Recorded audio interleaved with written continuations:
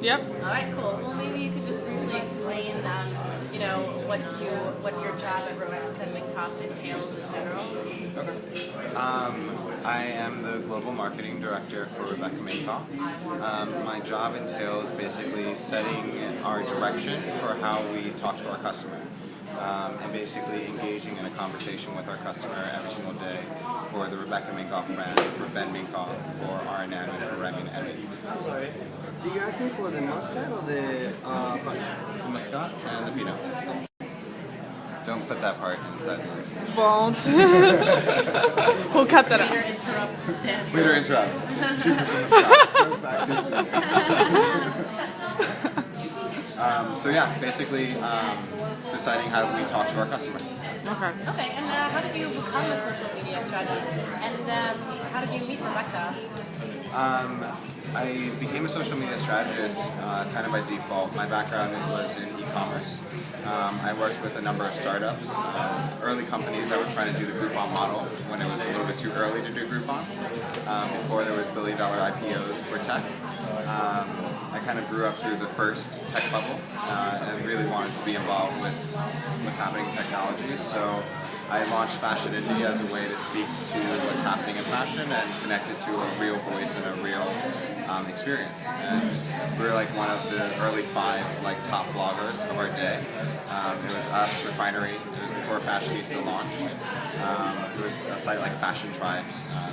We were kind of like really early on when glam.com first launched. Right. We were one of the first 5. So I was always involved in like this growing aspect of where fashion blogging was going. I remember when bloggers weren't invited to shows and it was still like this whole dirty little 4 little word to be a blog, and Anna Wintour thought blog was so disgusting that she wouldn't even use it at home.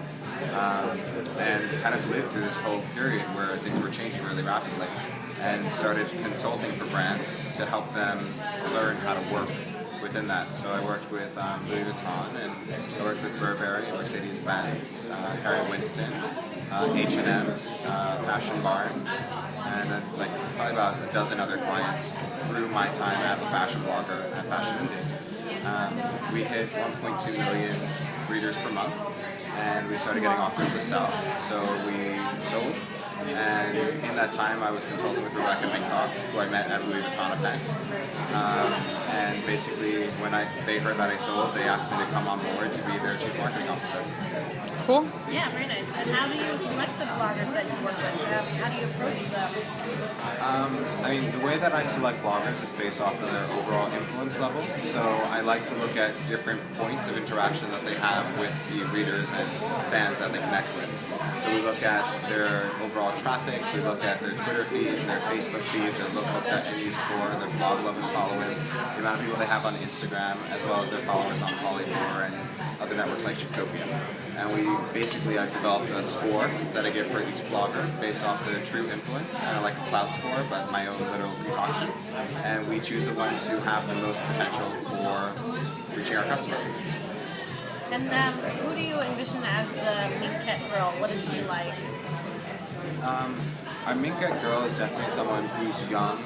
She is kind of an aspirational consumer. She's like, looks at like Chanel as like a great brand and she wants to have a Chanel, but she's just not there yet.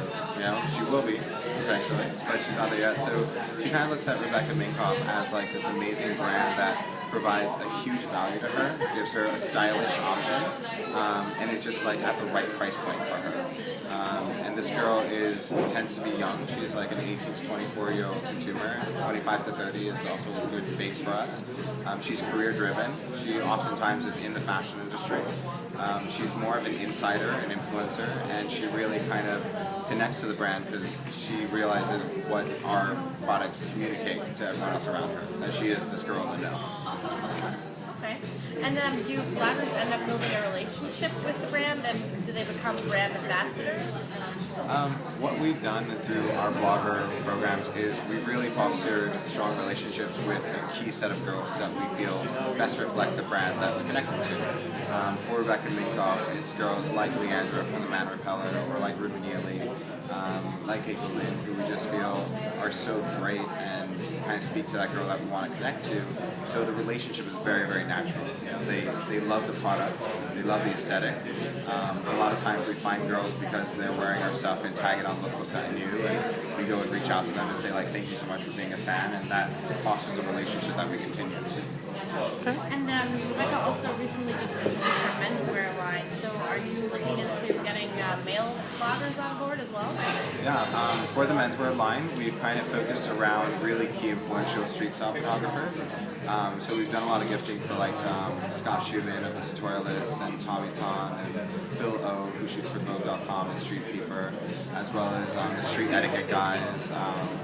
We've worked with Gurez and reached out to him and his product, Swagger 360. So we kind of are looking at the men who are photographing the women, introducing them to our products so they get excited about seeing a Rebecca Minkoff bag. It kind of all flows together really nicely. Right. Okay. And Rebecca has also featured the bloggers in her presentation in fashion shows like the Man Repeller and her fashion show. Basically, I just wanted to know if that's something that you're going to continue in the future. Yeah. I think for us what's happening is that we're kind of seeing these girls as our new celebrities. We're seeing them as like our new models, and they really do become muses for the brand. So we do plan to continue working with bloggers, and we do plan to integrate them more into our lookbooks and into our campaigns and into kind of like all the things that we do as a brand. More recently, we worked with Tess from My Little Black Mist. We shot her in our morning after campaign, which was basically her waking up and wondering where she was and tries to find all her things and finds a Rebecca Minkoff bag and kind of like heads out. That's so cute.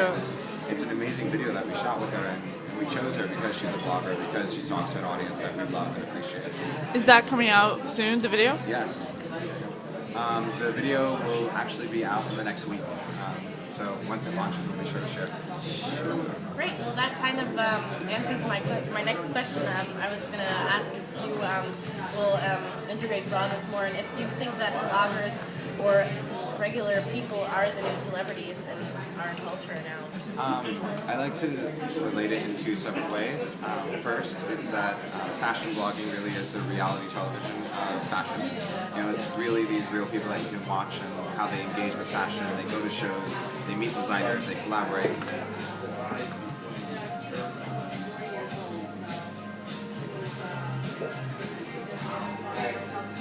Cool. So basically, in the same way that reality TV has kind of like taken over most mainstream television, bloggers are going to take over most of what fashion is. We're just trying to connect with those people as quickly as possible. And there was another question. Oh, I was just wondering, if they're seen as the new models or celebrities since the boom of the social media world. I think the other point to consider with that is that there was a time where the supermodel and the model were the only definition to what fashion were, and that's very, very quickly got overtaken by the celebrity. In the 80s, 90s, and into the 2000s, celebrity really defined what fashion was. And now what we're seeing is a shift from celebrity to blogger, and the shift is happening really, really quickly because of how influential these girls are becoming online. So I don't think it's going to be long before we see a blogger on the cover of Vogue. It's literally just a matter of time. And once that happens, and once that becomes accepted, that's going to become the norm. And we're going to start seeing, what we've always wanted, what women have always wanted. They wanted to see real women, real girls in the fashions that they love. And that's what the internet has allowed, and that's what blogging allows. So we're just fortunate enough to be a little bit ahead of that.